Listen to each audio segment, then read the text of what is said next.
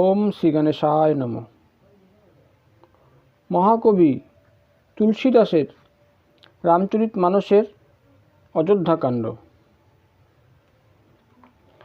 মহামুনির অনুরোধ শ্রবণ করে শ্রী ভরতের মনে হলো যে তিনি যে সমস্যা সৃষ্টি করে বসলেন, তাই শ্রী ভরত সংকোচের বশীভূত হলেন। গুরুজনদের কথা সতত পালন করা উচিত জেনে শ্রী ভরত তাদের চরণ বন্দনা করে হাত জোড় করে বললেন, হে নাথ, আপনার আদেশ শিরোধার্য করে পালন করাকেই আমি পরম ধর্ম মনে করি। শ্রী ভরতের কথা মুনিবরকে প্রসন্ন করল। তিনি তখন তার বিশ্বস্ত শিষ্য ও সেবকদের ডাকলেন এবং বললেন, ভরতের বিশ্রামের ব্যবস্থা করো আর কন্দ ফলমূল নিয়ে এসো। তারা মহামুনির আদেশ শিরোধার্য করে সানন্দে তা পালন করতে তৎপর হলো। ঘরে মান্যগণ অতিথির আগমন, তাই মুনিগণ চিন্তিত হয়ে পড়লেন। অতিথি দেবতা অনুসারেই তো সেবার ব্যবস্থা করা প্রয়োজন, তা জেনেই সিদ্ধিগণ ও অনিমাদির আগমন হলো। তারা মহামুনিকে আদেশ করতে অনুরোধ করল। মুনিবর প্রসন্ন হয়ে তাদের বললেন, অনুজ, শত্রুঘ্ন ও অন্যান্য অতিথিবৃন্দের সঙ্গে শ্রী ভরত এসেছেন। সকলেই শ্রীরামচন্দ্রের বিরহে কাতর। উত্তম রূপে অতিথির সেবা করে তাদের পথশ্রম দূরীভূত করা প্রয়োজন। মুনিবরের আদেশকে শিরোধার্য করে ঋদ্ধি সিদ্ধি নিজেদের তাতে ভাগ্যবান বলে মনে করল। সিদ্ধিগণ এই প্রসঙ্গে নিজেদের মধ্যে আলোচনা করে স্থির করল, শ্রীরামচন্দ্র অনুজ শ্রী ভরতসম অতিথি পরম ভাগ্যবানই লাভ করে থাকেন। অতএব মুনিবরের কৃপা সাপেক্ষে আমাদের আজ এমন আতিথেয়তার ব্যবস্থা করা উচিত যা সমগ্র রাজ পরিবারকে সুখ প্রদানের সমর্থ। এই বলে তারা অনেকগুলি সুন্দর গৃহ রচনা করল, যা সুখ স্বাচ্ছন্দ্যে ব্রহ্মযানকেও লজ্জা দিতে সমর্থ। প্রচুর ভোগ ঐশ্বর্যযুক্ত সামগ্রীতে গৃহগুলি সজ্জিত করে দেওয়া হলো। সেই আয়োজন দেবতাগণকেও প্রলোভিত করেছিল। অতিথিদের মন রেখে দাস দাসীগণ সামগ্রী সকল সজ্জিত করে দিতে লাগল। যে সুখ সামগ্রী সকল স্বপ্নেও স্বর্গে পাওয়া যায় না, সিদ্ধিগণ পলকে তা এনে দিল। অতঃপর যার যেমন পছন্দ তেমন ঘরে সকলকে থাকবার ব্যবস্থা করে দিল। সর্বশেষে পরিজনসহ শ্রী ভরতকে নিবাস গৃহ দেওয়া হলো, কারণ ঋষি ভরদ্বাজ তেমন আদেশই দিয়েছিলেন। শ্রী ভরত চেয়েছিলেন যে তার প্রজাদের জন্য মুনিবর যেন আগে বিশ্রামের ব্যবস্থা করেন। তার মনের ইচ্ছা জেনেই মুনিবর তদনুরূপ ব্যবস্থা করে শেষকালে সপরিবারে শ্রী ভরতকে নিবাসগৃহ দেওয়ার জন্য আদেশ দিয়েছিলেন। তপস্যার বলে মুনিবর এমন অত্যাশ্চর্য বৈভব সৃষ্টি করেছিলেন যে তা দেখে ব্রহ্মাও আশ্চর্য হলেন। মুনিবরের প্রতাপ শ্রী ভরত দেখলেন। মুনিবরের তুলনায় ইন্দ্র, বরুণ, যম, কুবের আদি লোকপালগণও তার তুচ্ছ বোধ হল। জ্ঞানীদের বৈরাগ্য হরণ করবার সামর্থ্যযুক্ত সেই সুখ সামগ্রীর বর্ণনা করে বোঝানো সম্ভব নয়। আসন, শয্যা, মনোহর বসন, চন্দ্রাতপ, বনরাজি, উদ্যান, বিভিন্ন প্রকারের পশু পক্ষী, সুগন্ধিত পুষ্প সম্ভার, অমৃততুল্য উপদেয় ফলাদি, বিভিন্ন নির্মল জলাশয়, কুল সরোবর আদি অমৃত পবিত্র ক্ষুধাতৃষ্ণ নিবারণের বিভিন্ন দ্রব্যাদি ছিল, যা দেখে সকলে সংযমী ব্যক্তিদের মতনই তা গ্রহণে সংকোচ অনুভব করছিল। সকলের আবাসে কামধেনু ও কল্পবৃক্ষ ছিল, যা সকলের মনোবাঞ্ছিত বস্তু সকল প্রদান করতে সমর্থ। এইরূপ সুখ সামগ্রিত দেবরাজ ইন্দ্র ও ইন্দ্রাণীর অভিলাষিত ছিল। বসন্ত ঋতুর আগমন, চতুর্দিকে শীতল মৃদুমন্দ সুগন্ধিত ত্রিগুণযুক্ত বায়ু প্রবহমান ছিল। চতুর্বর্গ ফল, যেমন ধর্ম, অর্থ, কাম, মোক্ষ, সকলের কাছে উপলব্ধ ছিল। মাল্য, চন্দন, নারী আদি ভোগ্যবস্তু প্রত্যক্ষ করে জনগণ উল্লসিত ও বিষাদগ্রস্ত দুইই হল। উল্লাস ভোগ্যবস্তু ও মুনির তপবল প্রত্যক্ষ করে আর বিষাদের কারণ হলো কারণ শ্রীরামচন্দ্রের বিরহীন নিয়মব্রত পালনকারী আমরা ভোগ্য বস্তুতে আসক্ত হয়ে নিয়মব্রত না ত্যাগ করে বসি। ভোগবিলাস সামগ্রী চোখী আর শ্রী ভরত চখা। মহামুনির আদেশ ছিল সে পরীক্ষা যাতে তাদের রাত্রিকালে একত্রে পিঞ্জরাবদ্ধ করে রাখা হয়েছিল, আর কোনো ঘটনা ছাড়াই রাত্রির অবসান হয়ে গেল। যেমন ব্যাধ কর্তৃক চখাচখিকে রাত্রিকালে একই খাঁচায় বদ্ধ করে রাখলেও তারা নিজেদের মধ্যে ব্যবধান অক্ষুণ্ণ রাখে, তেমনি মহামুনি ভরদ্বাজের আদেশে ভোগবিলাসের মধ্যে বাস করেও শ্রী ভরত মানসিকভাবে তা স্পর্শ করলেন না। প্রাতকালে শ্রী ভরত তীর্থরাজ প্রয়াগে অবগাহন করে যাত্রার প্রস্তুতি করলেন। তিনি সকলের সঙ্গে মুনিবরের চরণে প্রণাম নিবেদন করলেন। তার আদেশ ও আশীর্বাদ মস্তকে ধারণ করে তিনি আবার মুনিবরকে দণ্ডবৎ প্রণাম করে সম্মান প্রদর্শন করলেন। তদনন্তর কুশল পথপ্রদর্শক সঙ্গে নিয়ে সকলের সঙ্গে শ্রী ভরত চিত্রকূটকে অন্তরে ধারণ করে যাত্রা করলেন। শ্রী রামসখা গুহকের হাত ধরে শ্রী ভরত এগিয়ে যাচ্ছিলেন। তাকে দেখে মনে হচ্ছিল যেন সাক্ষাৎ প্রেম দেহ ধারণ করে চলেছেন। তার পায়ে জুতো ছিল না, মাথায় ছত্রও ছিল না। তার প্রেম, নিয়ম, ব্রত এবং ধর্ম নিষ্কপট ছিল। তিনি পথে সখা নিষাদরাজকে শ্রী লক্ষ্মণ, শ্রী রামচন্দ্র ও সীতাদেবীর কথা জিজ্ঞাসা করে যাচ্ছিলেন, আর গুহক তা সুমিষ্ট কথায় বলে যাচ্ছিল। শ্রী রামচন্দ্রের বিশ্রাম গ্রহণের স্থান বৃক্ষতল প্রত্যক্ষ করে শ্রী ভরতের প্রেম উথলে পড়ল।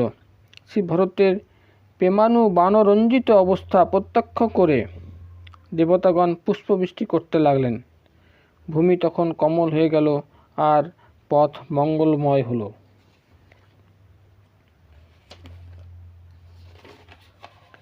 মেঘ শ্রী ভরতকে সূর্যলোক থেকে আড়াল করে ছায়া করে দিয়েছিল। তাকে সেবা করবার জন্য সুন্দর সুশীতল বায়ু প্রবাহিত হচ্ছিল। ভরতের যাত্রাকালে পথ যেমন সুখদায়ক হয়ে উঠেছিল, শ্রীরামচন্দ্রের গমনকালেও তদনুরূপ দেখা যায়নি। পথে অসংখ্য জড় চেতনাযুক্ত জীবের সঙ্গে সাক্ষাৎকার হলো। যাদের শ্রী প্রভু রামচন্দ্র দেখেছিলেন বা যারা শ্রী প্রভুকে দর্শন করেছিলেন, তারা সকলেই তার পরম পদ লাভের অধিকারী হয়েছিল। কিন্তু এইবার শ্রী ভরতের দর্শন লাভ করে তারা ভবরোগ অর্থাৎ জন্ম মৃত্যু থেকে মুক্তি লাভ করলেন। শ্রীরামচন্দ্রের দর্শন লাভ করে তারা পরম পদের অধিকারী হয়েছিলেন, কিন্তু শ্রী ভরতের দর্শন লাভ করে তারা পরম পদ লাভ করলেন। তা শ্রী ভরতের পক্ষে বিশেষ কিছু নয়, কারণ স্বয়ং শ্রীরামচন্দ্র তাকে স্মরণ করে থাকেন। জগতে একবার রাম নাম উচ্চারণকারীও ভবসাগর তারণের কান্ডারি হয়ে যান। তার উপর শ্রী ভরত শ্রীরামচন্দ্রের অতিশয় প্রিয় অনুজ, তাই তার জন্য পথ সুখকর হবে না কেন? সিদ্ধ, সাধু ও শ্রেষ্ঠ মুনিগণ এরূপ আলোচনা করছেন আর শ্রী ভরতকে দেখে হৃদয়ে আনন্দের অনুভব করছেন। শ্রী ভরতের প্রবল প্রেম অনুরাগ দেবরাজ ইন্দ্রকে শঙ্কিত করে তুলল। শ্রী ভরতের প্রেমের ডাকে সাড়া দিয়ে শ্রীরামচন্দ্র বনবাস ছেড়ে ফিরে এলে তার যে সমস্ত পরিকল্পনা বানচাল হয়ে যাবে। ভালোদের জন্য জগৎ ভালো আর মন্দদের জন্য মন্দ হয়, যে যা নিজের দৃষ্টিতেই জগৎকে বিচার করে থাকে। তাই দেবরাজ ইন্দ্র দেবগুরু বৃহস্পতিকে বললেন, হে প্রভু, এমন ব্যবস্থা করা যায় না যাতে শ্রী ভরতের শ্রীরামচন্দ্রের সাক্ষাৎকারী লাভ না হয়। সংকোচে পরিপূর্ণ শ্রীরামচন্দ্র সম্পূর্ণরূপে প্রেমের বশীভূত, আর শ্রী ভরত স্বয়ং প্রেমের সাগর। তাই পরিকল্পনা ভেস্তে যাওয়ার আগে ছলচাতুরি করে তার প্রতিবিধান করা আবশ্যক। ইন্দ্রের কথা শুনে দেবগুরু বৃহস্পতি মনে মনে হাসলেন। তিনি বুঝলেন যে সহস্র লোচনযুক্ত দেবরাজ ইন্দ্র বস্তুত জ্ঞাননেত্র বিরহিত। তিনি উত্তর দিলেন, হে দেবরাজ, মায়ার অধিপতি শ্রীরামচন্দ্রের সেবকের সঙ্গে ছলচাতুরি করতে গেলে তার প্রতিকূল ভোগ করতে হয়। মায়ার অধিপতি শ্রীরামচন্দ্রের সেবকের সঙ্গে ছলচাতুরি করতে গেলে তার প্রতিফলও ভোগ করতে হয়। গতবার শ্রীরামচন্দ্রের মানসিক সম্মতি ছিল তাই কিছু করা সম্ভব হয়েছিল, কিন্তু এইবার কিছু করতে গেলে ক্ষতি হওয়ার সম্ভাবনা প্রচুর। হে দেবরাজ ইন্দ্র, শ্রীরামচন্দ্রের স্বভাবের কাছে যে তার প্রতি অপরাধ করলে তিনি কখনো রুষ্ট হন না, কিন্তু যদি কেউ তার ভক্তের প্রতি অপরাধ করে তখন সে তার ক্রোধাগ্নিতে ভস্মীভূত করে ফেলেন। পুরাণে ও বেদে এই কথার উল্লেখ আছে। তার মহিমা দুর্বাসা মুনিও তো বিলক্ষণ জানেন। সমগ্র জগৎ শ্রীরাম নাম জপ করে, আর শ্রীরামচন্দ্র স্বয়ং শ্রী ভরতের নাম জপ করেন। তাই ভরত সম শ্রীরামচন্দ্রের প্রিয় আর কে আছে? হে দেবরাজ ইন্দ্র, রঘুবীর শ্রীরামচন্দ্রের ভক্তের অনিষ্ট করবার কথা কখনো মনেও আনবেন না।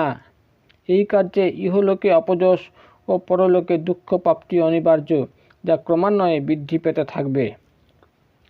হে দেবরাজ, আমার উপদেশ শুনুন। শ্রীরামচন্দ্রের কাছে তার সেবক পরম প্রিয়।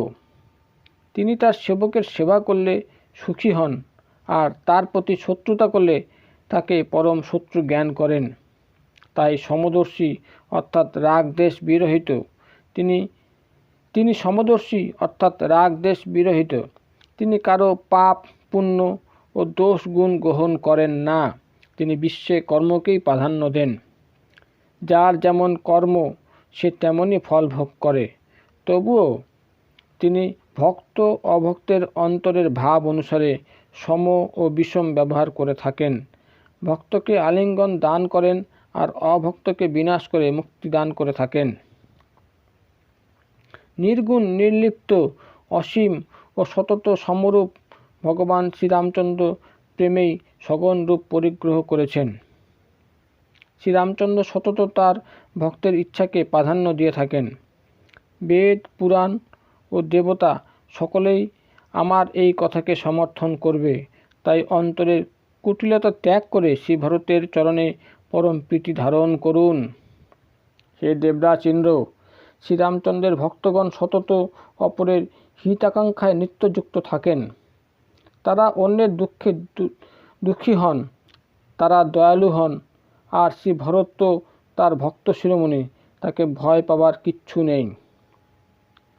প্রভু শ্রীরামচন্দ্র সতত সত্য প্রতিজ্ঞ ও দেবতাদের প্রতি পরম হিতৈষী, আর শ্রী ভরত শ্রীরামচন্দ্রের আজ্ঞাবহ। আপনি স্বার্থের জন্য অনর্থক ব্যাকুল হচ্ছেন, এতে শ্রী ভরতের দোষ কোথায়? দোষ তো আপনার মোহের। দেবগুরু বৃহস্পতির অতি সুন্দর উপদেশ সকল দেবরাজ ইন্দ্রকে প্রসন্নচিত্ত করে দিল। তার সমস্ত চিন্তার অবসান হলো। তিনি তখন সানন্দে পুষ্পবৃষ্টি করে শ্রী ভরতকে সাধুবাদ দিলেন। এইভাবে শ্রী ভরত ক্রমশ এগিয়ে যাচ্ছিলেন। তার প্রেম অনুরাগ রঞ্জিত দশা প্রত্যক্ষ করে সিদ্ধ মুনিগণ পুলক শিহরণ অনুভব করতে লাগলেন। শ্রী ভরতের রাম নাম সমন্বিত দীর্ঘ নিঃশ্বাস চতুর্দিকে যেন প্রেমে উথলে পড়ছিল। শ্রী ভরতের কথাবার্তা শুনে বজ্র ও পাষাণও দ্রবীভূত হয়ে যায়। অযোধ্যাবাসীদেরও প্রেম বর্ণনাতীত ছিল। পথে কিঞ্চিত বিশ্রাম নিয়ে শ্রী ভরত যমুনার তীরে উপনীত হলেন। যমুনার জল দর্শন করে তার নয়ন যুগল প্লাবিত হল। শ্রী রঘুবীর তনুসম শ্যাম বনের শ্রী যমুনার সুন্দর জলরাজি প্রত্যক্ষ করে সঙ্গী সাথীদের সঙ্গে শ্রী ভরত প্রেম বিহ্বল হয়ে বিরহ সাগরে নিমজ্জিত হওয়ার মুখে বিবেকরূপ জলযানে উঠে পড়লেন।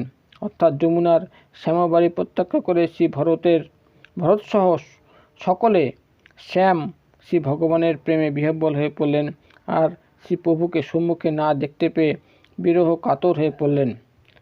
তখনই শ্রী ভরতের মনে এলো যে প্রভুকে সাক্ষাৎ দর্শন করবার জন্য তার অতি শীঘ্র গমন করা প্রয়োজন।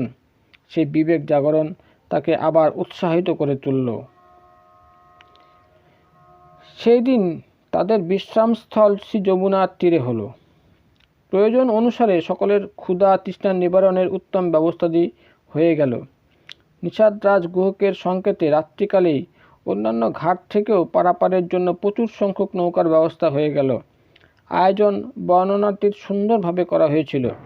প্রাতকালে এক ক্ষেপেই সকলে যমুনা অতিক্রম করে ওপারে গিয়ে নামলেন। শ্রীরামচন্দ্রের সখা নিষাদরাজের সেবাতে সকলে পরিতৃপ্ত হয়েছিলেন।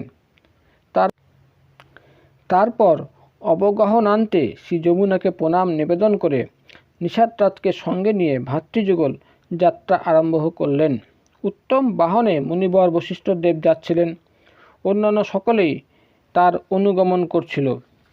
একদম শেষে অতি সাধারণ বেশভূষায় ভাতৃযুগল পদব্রজে যাচ্ছিলেন। সেবক, মিত্র ও মন্ত্রীপুত্র তাদের সঙ্গদান করছিল। সকলেই শ্রী রঘুনাথ, লক্ষ্মণ ও সীতাদেবীর স্মরণে মননে নিমগ্ন। পথে যে যে স্থানে শ্রীরামচন্দ্র নিবাস ও বিশ্রাম করেছিলেন সেখানে তারা প্রেমপ্রীতি সহকারে প্রণাম নিবেদন করছিলেন। শ্রী ভরতের আগমন বার্তা শ্রবণ করে পথে আশেপাশে বসবাসকারী জনগণ ঘরবাড়ি ও কাজকর্ম ফেলে তাদের দর্শন করতে ছুটে এলো। পথিকদের রূপ, সৌন্দর্য ও অনুরাগ প্রত্যক্ষ করে তারা মানব জন্ম লাভের সুফল লাভ করে আনন্দমগ্ন হয়ে গেল। গ্রাম্য রমণীগণ এরূপ আলোচনা প্রবৃত্ত হলো, আরে এরা কি সেই শ্রীরাম লক্ষ্মণ? হে সখী, এদের বয়স, গঠন ও বর্ণ তো সেই একই রকম, তাদের মতন স্বভাব ও স্নেহ হাবভাব সবই তো মিলে যাচ্ছে, কিন্তু হে সখী, এদের বেশভূষা তো আলাদা। অর্থাৎ এরা তো বক্কলধারী মণিবেশধারী নন, আর সীতাদেবীও সঙ্গে নেই। এদের সঙ্গে চতুরঙ্গ সৈন্যবাহিনী, সেই প্রসন্ন বদনও নেই কেন? মনে হয় যেন মনে বেদনা বর্তমান আছে। সখী, এই সকল পার্থক্যের জন্যই তো সন্দেহ হয়। এই যুক্তি তর্ক অন্যান্য নারীদের মনে ধরল। সে সকলের প্রশংসা পেল। সকলে বলল, মনে হচ্ছে এর কথাই ঠিক। এমন সময় অন্য একজন সুমিষ্ট বচনে শ্রীরামচন্দ্রের রাজ্যাভিষেকের আনন্দ পরিবেশ ধ্বংস হওয়ার কথা বলতে লাগলেন।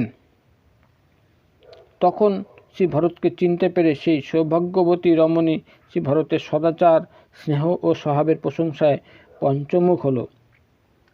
সে বলল, দেখো, ইনি হলেন শ্রী ভরত, যিনি পিতার দেওয়া রাজ্য ত্যাগ করে ফলমূল ধারণ করে পদব্রজে প্রভু শ্রী রামচন্দ্রকে অযোধ্যায় ফিরে যাওয়ার জন্য রাজি করতে চলছেন।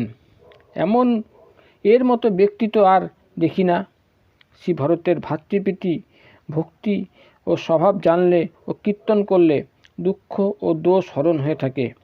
হে সখী, তার সম্বন্ধে সব কথা কখনোই বলে ওঠা সম্ভব হবে না। তিনি যে শ্রীরামচন্দ্রের অনুজ, তাই তো তিনি এমন অনুজ শ্রী শত্রুঘ্ন সহ শ্রী ভরতকে দর্শন করে আজ আমরা ধন্য, আমরা পরম ভাগ্যবতী রূপে চিহ্নিত হয়ে গেলাম। এইভাবে শ্রী ভরতের গুণগান করে তার দিনহীন অবস্থা প্রত্যক্ষ করে রমণীগণ আক্ষেপ করে বলল, এমন পুত্র লাভ করবার যোগ্যতা কৈকেয়ীর মাতার কাছে আছে বলে আমরা মনে করি না। অন্য একজন বলল, রানীকে দোষ দিচ্ছ কেন? এ সবই তো বিধাতা দ্বারা করা হয়েছে, যা আমাদের নিকট মঙ্গলজনক হয়েছে। আমরা তো লোকাচার ও শাস্ত্রচার বর্জিত দীনহীন তুচ্ছ রমণী মাত্র, যারা কুল ও কর্মে সতত মলিন বলেই চিহ্নিত।